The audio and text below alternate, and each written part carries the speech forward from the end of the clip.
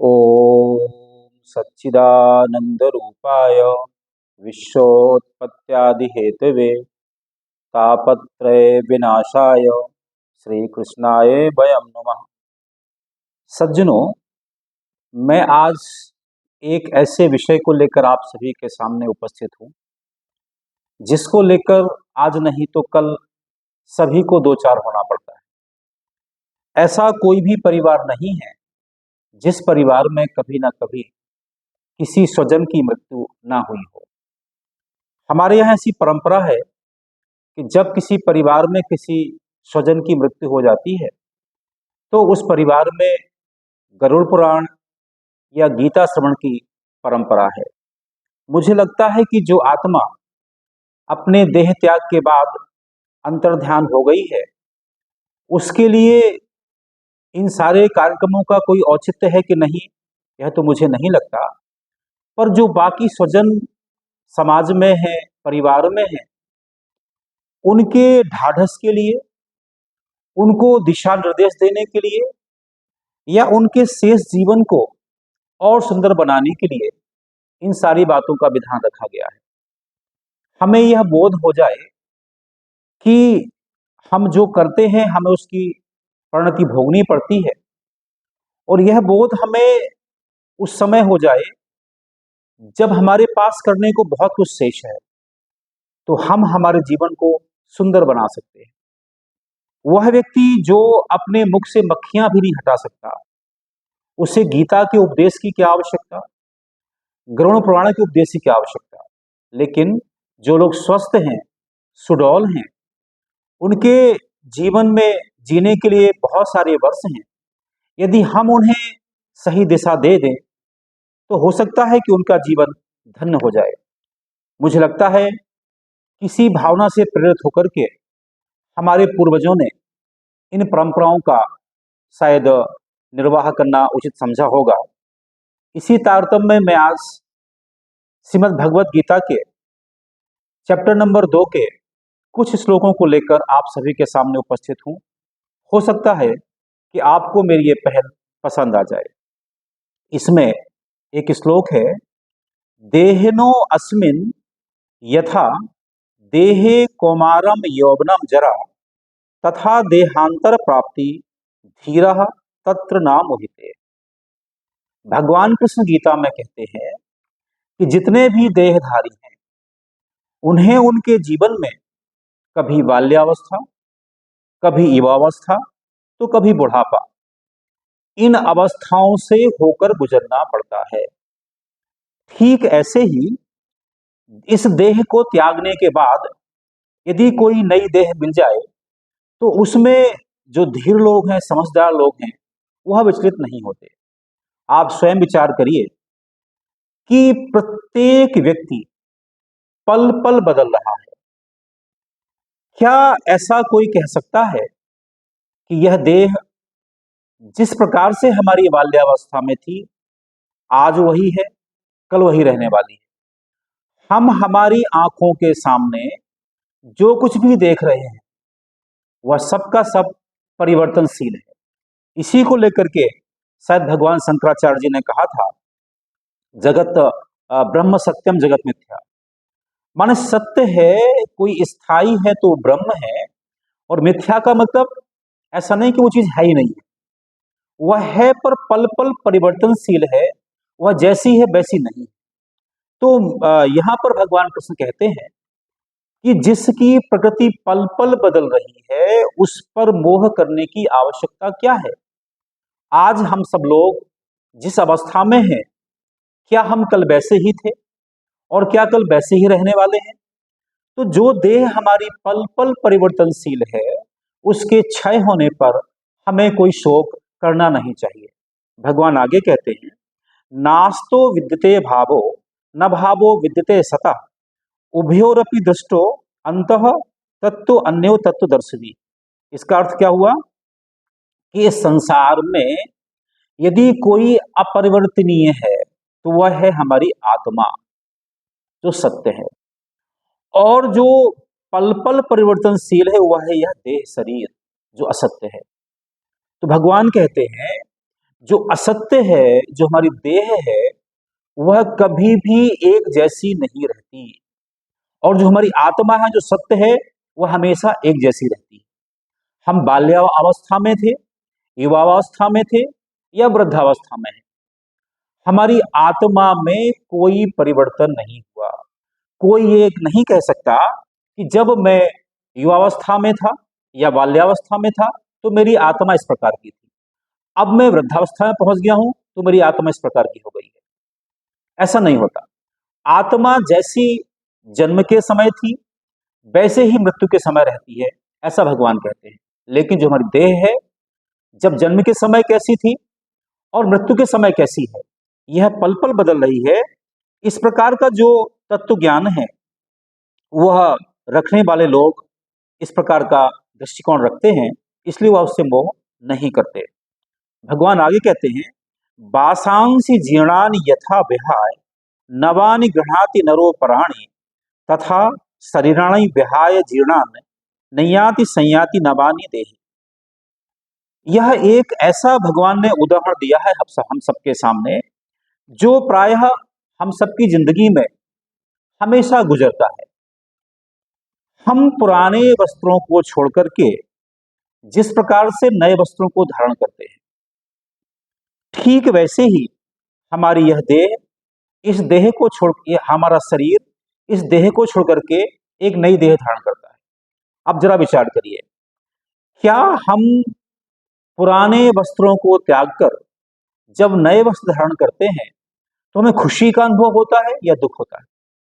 मुझे नहीं लगता कि हम में से प्रत्येक व्यक्ति पुराने वस्त्रों का त्याग करते समय दुखी होता हो और नए वस्त्र पहनते समय सुखी ना होता हो। तो यह जो हमारा रूटीन है कि जिस प्रकार से हम पुराने वस्त्रों को त्यागने में कोई क्षोभ व्यक्त नहीं करते, कोई दुख व्यक्त नहीं करते और नए वस्त्र पहनने में प्रसन्नता का अनुभव करते हैं, ठीक वैसे ही जो देह हमारी जर्जर हो गई है, जो देह हमारा आत्मरक्षण ही नहीं कर सकती, ऐसी देह को रखने से क्या फायदा?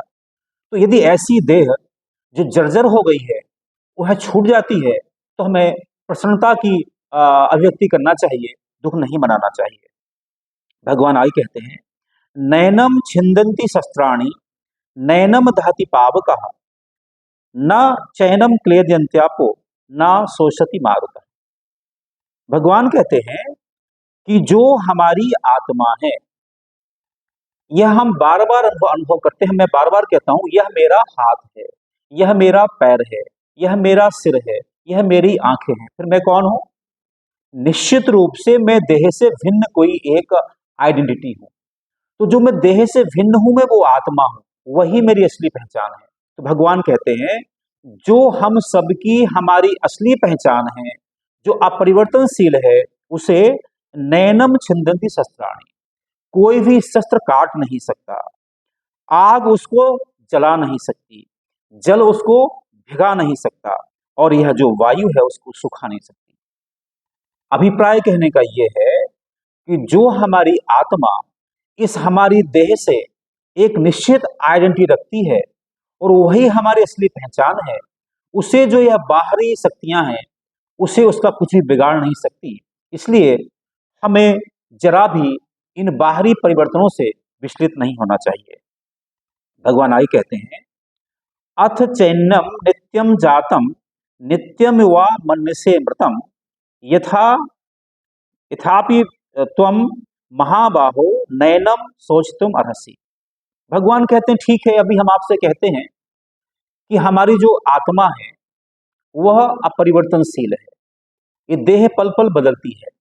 और भगवान कहते हैं, यदि तुम्हारी मान्यता, माने प्राणी की मान्यता ऐसी ही है कि जो हमारी देह है यह पुनर्जन्म लेती है, यह इस देह के बाद दूसरी देह में जाती है, तब भी चिंता करने की आवश्यकता नहीं है। क्यों नहीं है? जातस् ही ध्रुवो मृत्यु ध्रुवम जन मृतस्य च तस्मात् अपरिहारे आर्थे ना तुम सोचतुम अर्हसि। इसका अभिप्राय क्या हुआ कि यदि भगवान कहते हैं, यदि किसी की ऐसी मान्यता है कि यह देह, यह जो देह में हमारी आत्मा बैठी है, यह पुनर्जन्म लेती है, तब क्या है? जिसकी जिसका जातस ही ध्रुव मित्रो, जिसकी मृत्यु हुई है उसका जन्म सुनिश्चित है, और जिसका जन्म हुआ है उसकी मृत्यु निश्चित है। यह एक चेन, एक साइकिल है। ऐसा व्यक्ति जो आज जन्मा है वो कल मरने वाला है, और जो कल मरने वाला है वह परसों जिंदा होने वाला है। तो भी चिंता हमें क्यों करना चाहिए? तो भगवान कहते ये हैं कि जो हमारी यह आत्मा है, यदि यह बार बार पुनरपि जन्म पुनरपि मरणम के चक्कर में है, तब भी हमें उसकी चिंता करने की आवश्यकता नहीं होना चाहिए। भगवान कहते हैं यह बात हम सबसे शुरू होती है, हमें जब यह बोध हो जाए कि हम हमारी इस देह से भिन्न कोई पहचान रखने वाले हैं, और यह भी हो जाए कि हम जो हमारे कर्म करते हैं उनका हमें भोग करना पड़ता है, तो फिर हम अच्छी मार्ग की ओर अग्रसर होंगे। यहां भगवान कहते हैं अर्जुन से, हतो वा प्रपसी स्वर्गम जित्वा व भोग से मही तस्मात् उत्तिष्ठित कौन्तेय युद्धाय कृत निश्चय। यहाँ चूंकि अर्जुन एक सैनिक है, इसलिए भगवान उसे युद्ध के लिए कह रहे हैं। पर हम सब के सब प्राणी, हम सब के सब मनुष्य अपना जो भी कर्म कर रहे हैं, कोई शिक्षक है, कोई डॉक्टर है, कोई प्रोफेसर है, कोई किसान है, कोई दुकानदार है, वही उसका युद्ध क्षेत्र है, वही उसका कर्म क्षेत्र है। तो भगवान कहते हैं कि यदि हम हमारे कर्मों को करते हुए यदि हमारी मृत्यु होती है तो हमें मोक्ष की प्राप्ति होती है।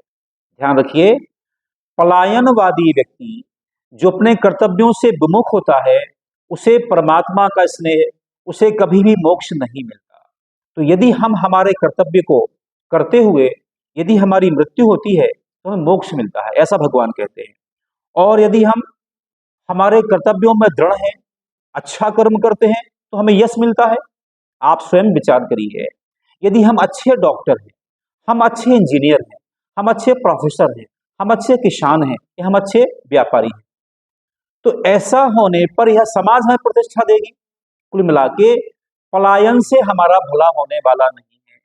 यदि हम हमारा कर्तव्य करते हुए मृत्यु को प्राप्त करते हैं तो भगवान की कृपा मिलती है, और यदि हम हमारा कर्तव्य करते हुए आगे बढ़ते हैं तो समाज से हमें स्नेह प्राप्त होता है। तब भी हमें हमारा कर्तव्य करना चाहिए, इससे हमें हटना नहीं चाहिए। भगवान आगे कहते हैं, योगस्थः कुरु कर्माणि संगम त्यक्त्वा धनंजया सिद्धि असिद्धि समो भूत्वा समुत्तम योग उच्यते। भगवान कहते हैं योगस्थः कुरु कर्माणि संगम त्यक्त्वा धनंजया, हमें आसक्ति को त्याग करके, योगस्थ होकर के पूर्ण मनोयोग से अपना कर्म करना चाहिए। सिद्धि असिद्धि समो भूत्वा, ऐसा कभी भी नहीं होता कि हम हमारे जीवन में हमेशा सफलता का ही स्वाद ग्रहण करें। जीवन में ऐसा अनेक बार होता है कि जब हम हमारे कर्तव्य को पूर्ण निष्ठा से करते हैं, पूर्ण ईमानदारी से करते हैं, पूरी शक्ति से करते हैं, इसके बाद भी हमें विफलता प्राप्त होती है। इसलिए ऐसी अवस्था में भी हमें समत्व भाव में रहना चाहिए। जैसे हम सफलता में प्रसन्नता का अनुभव करते हैं और हम विफलता में दुखी हो जाएं, टूट जाएं, कर्तव्य से विमुख हो जाएं, यह अच्छी बात नहीं है। भगवान कहते हैं यदि हम हमारे जीवन में 10 में से 8 बार सफलता का स्वाद चखते हैं तो हमें 2 बार असफलता भी मिलती है। तो उस 2 बार असफलता के लिए हमें हमारे कर्तव्य से विमुख नहीं होना चाहिए। हमें हमारे कर्तव्य को पूर्ण निष्ठापूर्वक करना चाहिए, चाहे हमें सिद्धि मिले चाहे तो हमें असिद्धि मिले। भगवान कहते हैं बुद्धि युक्तो जहाति उभे सुकृत दुष्कृते तस्मात् उद्योगाय इज्जस्य योगः कर्मसु कौशलम। इसका अभिप्राय क्या हुआ कि बुद्धि युक्तो जहाति उभे सुकृत दुष्कृते, हम यहाँ सुकृत दुष्कृत का मतलब ये नहीं कि हम कोई दुष्कर्म करें, ऐसा नहीं।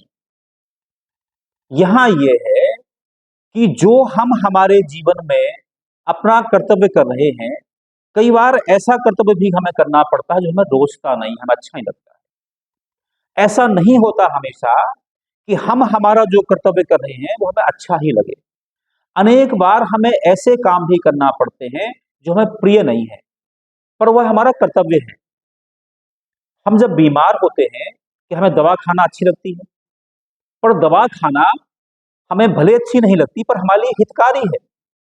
ठीक वैसे ही हमारे जीवन में हम अनेक बार ऐसे हमें काम करने पड़ते हैं जिस काम में हमें वो अच्छा लगता है, खुशी का अनुभव होता है। और अनेक बार हमें ऐसे काम भी करना पड़ते हैं जो हमें अच्छा नहीं लगता पर हमारा वो कर्तव्य होते हैं। तो हमें जो हमारा कर्तव्य है वो हमें अच्छा लगे या तो बुरा लगे, हमें उसे भी पूर्ण मनोयोग से करना चाहिए। यही योग में कर्म की कुशलता है। अभिप्राय यह है कि जो योगी है वह ऐसे काम को जो है उसे काम पसंद है या नापसंद है, उन दोनों कामों को कैसे करता है, योगः कर्मसु कौशलम। माने जब कोई योगी अपने कर्तव्य को करता है, उसे वह प्रिय हो या अप्रिय हो, वह उसे बड़ी दक्षता के साथ करता है, बड़ी कुशलता के साथ करता है। और भगवान आगे कहते हैं, कर्मजम बुद्धियुक्ता ही फलम त्यक्त्वा मनीषिणः जन्म बंध विदुर्मुक्ता पदम गच्छन्ति अनामयम्। हम में से प्रत्येक मनुष्य चाहता है उसे मोक्ष की प्राप्ति हो जाए। मोक्ष का अभिप्राय क्या है, हम जन्म मरण के इस चक्कर से मुक्त हो जाएं। उसकी जादू क्या है, उसका जादू ये है, कर्मजम बुद्धियुक्ता ही फलम त्यक्त्वा मनीषिणः। जो व्यक्ति पूर्ण मनोयोग से अपने कर्म को करता है और उसका परिणाम भगवान पर छोड़ता है, यह ध्यान रखिए, अनेक बार ऐसा होता है जब हम हमारे कर्म को पूर्ण निष्ठा पूर्वक करते हैं, दक्षता के साथ करते हैं, फिर भी हमें सफलता नहीं मिलती। इसका अभिप्राय यह नहीं है कि हम टूट जाएं, काम से विमुख हो जाएं। हम तब भी काम को करते रहें तो क्या होगा, हमें जन्म बंध विमुक्ता पदम गच्छन्ति अनामयम्। ऐसे व्यक्ति को निर्वाण मिलता है, मोक्ष मिलता है। किससे मिलता है, जो अपने कर्तव्य को पूर्ण निष्ठा पूर्वक करता है, उसे सफलता मिले या विफलता मिले, तो ऐसे व्यक्ति को परम गति प्राप्ति होती है। अब आप मुझे बताइए, क्या यह श्लोक जो देहधारी आत्मा से माने जो आत्मा देह से मुक्त हो गई है, ऐसी आत्मा जो देह का परित्याग कर चुकी है, क्या वह कोई कर्म करेगी? क्या यह श्लोक उसके लिए है? सही बात यह है कि ऐसा अवसर कि जब हमारे परिवार में हमारा कोई स्वजन या कोई प्रियजन हमसे दूर चला गया है, अपनी देह का परित्याग कर चुका है, तो ऐसे अवसर पर जब हमें उसका शोक है, हम उसके शोक से मुक्त हो पाए, साथ ही साथ हम हमारे जीवन का परिमार्जन कर सके, हमें हमारे कर्तव्य का बोध हो सके, तो हमारे ऋषियों ने यह विचार पूर्वक यह बात रखी कि जो देहधारी हमें चला गया, उसके लिए क्या करणीय था क्या अकरणीय था, वह उसके साथ चला गया। जो जस करे सो तस फल चाखा। माने उसको जो जिस जैसा किया होगा उसको वैसा मिलने वाला है। हम उसके लिए कुछ भी नहीं कर सकते, पर हम अपने लिए कुछ कर सकते हैं। माने जो हम सशरीर यहाँ बैठे हैं, हम अपने शेष जीवन को सार्थक कैसे बना पाए, यह इस आयोजन का मुख्य उद्देश्य रहता है, मुझे ऐसा लगता है। और आज के लिए मैं एक अंतिम श्लोक पढ़ता हूं, लभन्ते ब्रह्म निर्वाण मृषा क्षीण कल्मषः छिन्न द्वैधा यतात्मनः सर्वभूत हितेरता। भगवान कहते हैं कि हम में से प्रत्येक की इच्छा होती है कि हम जीवन में सुख प्राप्ति के पश्चात जब इस देह का त्याग करें तो हमें निर्वाण की प्राप्ति हो। लेकिन प्राप्ति कैसी हो, यदि हम हमारे सारे जीवन पाप कर्मों में संलग्न रहते हैं, हम कभी पुण्य और पाप का ध्यान नहीं रखते हैं, नीति अनीति का ध्यान नहीं रखते हैं, तो हमें मोक्ष कभी नहीं मिलने वाला। तो जो लोग यहाँ बैठे हुए हैं, जो लोग मुझे श्रवण कर रहे हैं, उन्हें यह बोध होना चाहिए, भगवान ये चाहते हैं कि हम हमारे शेष जीवन को सुंदर कैसे बनाएं, हम हमारे जीवन को सार्थक कैसे बनाएं, मनुष्य होने का सही कर्तव्य कैसे निभाएं। ध्यान रहे, एक गाय को, एक कुत्ते को शुभ अशुभ का बोध नहीं होता, वह अपना कर्म भोगने के लिए बाध्य है। हम मनुष्य हैं, हम विवेकशील हैं, हमें तय कर सकते हैं कि हमें हमारा जीवन कैसे बनाना है। तो भगवान कहते हैं कि जितने लोगों को मृत्यु के पश्चात निर्वाण चाहिए है, मोक्ष चाहिए है, तो लभन्ते ब्रह्म निर्माण मृषा क्षीण कल्मषः, उन्हें यह जो देह के में रूप में कसाय कलमश है राग द्वेष कैसे छोड़ देना चाहिए और क्या करना चाहिए? छिन्न द्वैधा यतात्मनः। जितने सारे मनुष्य क्या सारे प्राणी हैं, यह एक ही परमात्मा के अंश हैं। मवई वांसो जीव लोके जीव भूता सनातना। जिस दिन हमें यह बोध हो जाए कि जितने प्राणी संसार में हैं यह सब परमात्मा के ही अंश हैं, तब हम किसी प्राणी को सताएंगे क्या? किसी प्राणी को काट कर खाएंगे क्या? हम हमारे अपने सगे भाई का हिस्सा छीनेंगे क्या? हम हमारे पड़ोसी को सताएंगे क्या? हम जहां काम कर रहे हैं हम अपने सहकर्मियों को सताएंगे क्या? उन पर रौब दिखाएंगे क्या? हम सबको एक मानकर व्यवहार करेंगे। इसका अभिप्राय यह होगा कि हमारा भेद घट जाएगा? नहीं। हम हमारे कर्तव्य को, यदि हम अधिकारी हैं और हमारे अधीनस्थ कुछ कर्मचारी हैं, हम कभी डांटेंगे भी, पर ध्यान ये रखेंगे इसके परिमार्जन के लिए डांट है, इसको तिरस्कार करने के लिए नहीं। तो छिन्न द्वैधा यतात्मनः, द्वैत खत्म हो जाए, सर्वभूत हितेरता। और जो मनुष्य संसार के प्रत्येक प्राणी के कल्याण की भावना रखता है, द्वैत को छोड़ देता है, तो ऐसे व्यक्ति को निर्वाण प्राप्त होता है। अब मैं बड़ी ब्रह्मता पूर्वक आज की बात को संपूर्ण करते हुए यह प्रार्थना करता हूं, क्या इन उपदेशों की आवश्यकता उन्हें है जो अपनी देह को छोड़कर के चले गए हैं, अंतर्ध्यान हो गए हैं। उन्होंने जो किया था उन्हें भोगना पड़ेगा। अच्छा किया था वह भी, बुरा किया था वह भी। को न काऊ सुख दुख कर दाता, निज कृत कर्म भोग सब भ्राता। जो भी मनुष्य जैसा भोग रहा है वह अपने किए का परिणाम है। तो हम हमारे शेष जीवन को यदि अच्छा बनाना चाहते हैं, सार्थक बनाना चाहते हैं, तो हम में से प्रत्येक को, जो भगवान कृष्ण गीता में कहते हैं, इस अंतिम श्लोक के रूप में जो मैं आज आपसे अभी मैंने कहा है कि यदि हम निर्वाण चाहते हैं तो हमें प्रत्येक जीव के कल्याण की चिंता करनी होगी। और यदि यह बोध हमें आज हो जाए तो हम हमारे शेष जीवन को सार्थक बना सकते हैं, अच्छा बना सकते हैं। मैं इसी प्रार्थना के साथ अपनी बात को पूरा करता हूं और एक निवेदन और करता हूं, काश आपको मेरी बात सार्थक लगी हो, अच्छी लगी हो, तो इस बात को आगे बढ़ाइए ताकि मैं आपकी सेवा भविष्य में भी कर सकूं। ओम शांति थी।